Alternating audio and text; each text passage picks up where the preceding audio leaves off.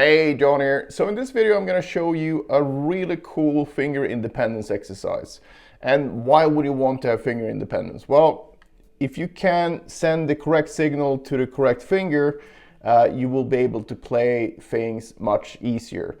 Because believe it or not, it's the brain that plays the guitar, not so much the fingers. So having a really strong brain to finger signal is crucial for learning pretty much anything, and also when it comes to improvising and all kinds of different things. So a really good way to develop this is to use something that I call fixed finger exercises. And I'm pretty sure I've seen this in classical guitar, even though it wasn't applied exactly like this.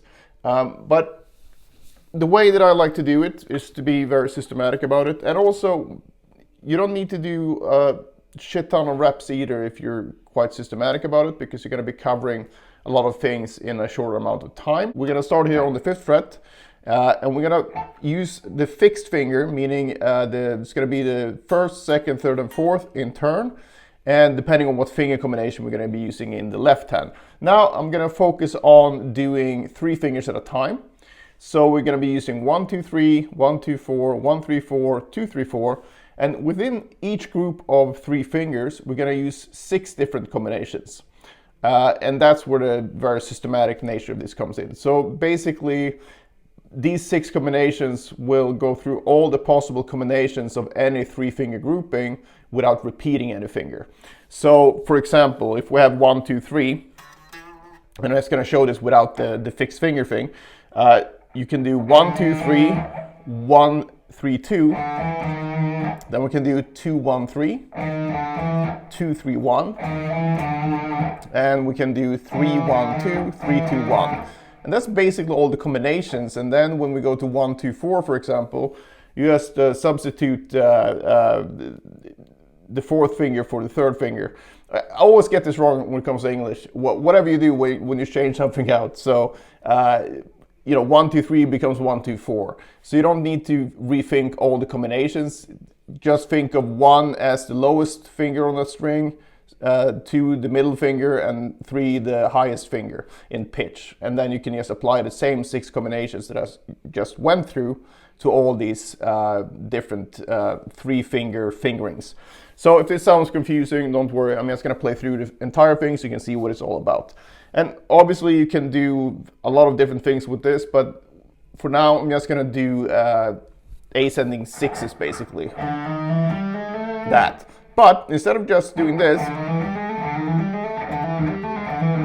which is also fine, I'm going to plant my pinky here on the G string, and this is going to be here the whole time. And if you just try this yourself right now, try playing this first without the pinky planted, or legato.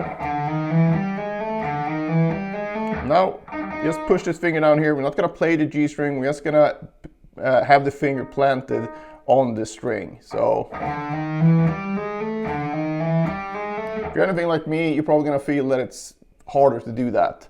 And that's the point here. But also, make sure when you do this that you're going to feel more tension in your left hand, but you want to try to minimize that as much as possible to really pull back on the amount of pressure you use in the left hand. And then you just basically go through the different combinations as talked about on this string set. And of course you can do this on any string set, anywhere on the fretboard, but just for demonstrational purposes, I chose to do it here. So it's 5th fret. So the first combination then would be 1, 2, 3. 1, 3, 2, right, and then we go to 2, 1, 3, 2, 3, 1, and then we got 3, 1, 2, and finally we got 3, 2, 1. And that's enough. You do 2 reps. And then you move on to the next fingering, which will be 1, 2, 4. And obviously we need to release the pinky then, because we're going to be using that. So we use whatever unused finger is going to be planted on the G string. So we got 1, 2, 4. So I'm going to have the 3rd finger here on the G string. Same combinations. And then we got the second one. third one, so basically 2, 1, 3. Then we got 2, 3, 1. Then we got 3, 1, 2. And then we got 3, 2, 1. And as you can see here, I'm not saying 1, 2, 4, 1, 4, 2, and so on. I think it's better to just keep the original ones in your mind, and then just adapt that to whatever fingering you're using. So I'm saying 1, 2, 3, 1, 3, 2, and so on, in case you get confused. All right, so that's 1, 2, 4. Now we're gonna do 1, 3, 4. So now we have the second finger free, but we're gonna chuck that down here on the G string again. So we got 1, 2, 3. Then we got 1, 3, 2. We got 3, 1, 2. Sorry, 2, 1, 3. And we got 3, 2, 2, 3, 1. 3, 1, 2.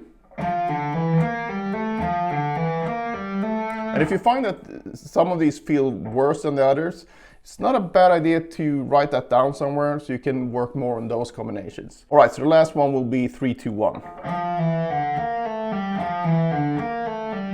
And as far as the tempos here, doesn't really matter. Just do it as slow as you need to make it all perfect, right?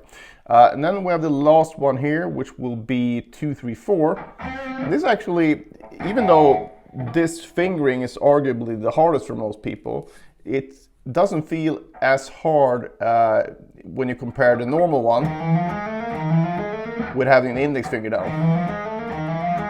So, at least for me, so try that out yourself and see what you feel. But it's still worth doing it. So we're gonna use the index finger now on the fifth fret here on the G string, and same combinations, 1, 2, 3. 1, 3, 2.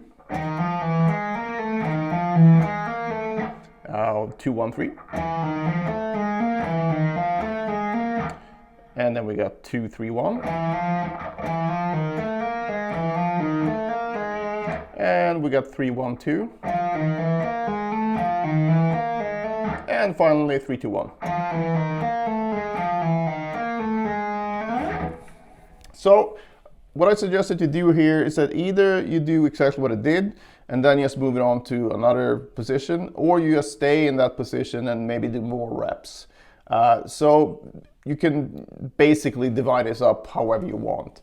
But the whole point is that you go through all 4 of the 3 finger combinations, but then within those you do all the different permutations of that, and the permutation is just 1, 2, 3, 1, 3, 2, and so on. So you get 6 of those for each of the fingerings. So in total we get 24 different combinations. But the important thing here is that you plant whatever finger you're not using on the higher string, and also you can try it on placing on the lower string as well. I tend to do the higher string most often, but also this is not something you need to spend a huge amount of time on. But if you do this daily for a few weeks and you really go through it like this, and maybe you choose a position on the fretboard where you feel less comfortable with legato, or maybe you do this with picking, doesn't really matter. But it's good to combine it with something else that you feel a bit uncomfortable with. Because when you remove these, whatever you want to call it, your weight vest for your left hand, you're going to find that it's way easier to play in general, and that's sort of the effect we try to achieve here. But really do try to pull back on the tension, so you don't sit there and like try to push your way through it. Instead, find the minimal amount of tension needed to get the sound out, and then you will see really big improvements in your left hand technique. Back